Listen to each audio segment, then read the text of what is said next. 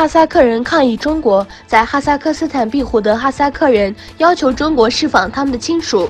昨天在阿塔尤尔特人权组织中心举行新闻发布会，并发表声明。逃离东突厥斯坦集中营并抵达哈萨克斯坦的哈萨克人要求中国当局关闭集中营，释放几个月以来无缘无故的拘留在集中营的亲戚，并给他们提供人道主义生活条件。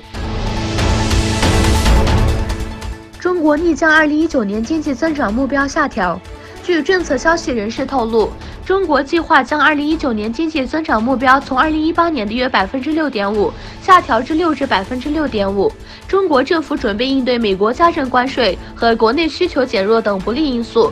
据了解，12月中央经济工作会议结果的4位消息人士表示，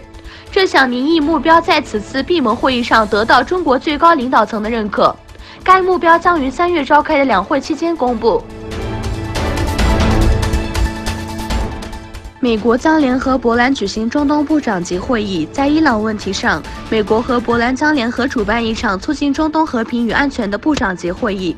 这场国际会议将于2月13日至14日在华沙举行。正在对中东7国进行访问的美国国务卿蓬佩奥在开罗对美国福克斯新闻说，这次会议将集中讨论中东的稳定与和平、自由与安全，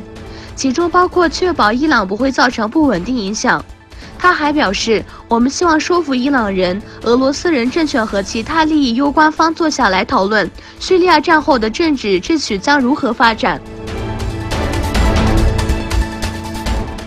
加拿大预计3年内收予100万移民。加拿大准备在未来3年内提供总额逾100万人的永久居留权给外国人。根据加拿大国会的移民报告，加拿大今年计划引入33万名新移民，随后2年将分别引入34万及35万人。移民、难民及公民部部长胡森本身是来自索马利亚的移民。他说，主要由于加拿大历史上始终欢迎新成员加入，加拿大才能发展成一个强大和充满活力的国家。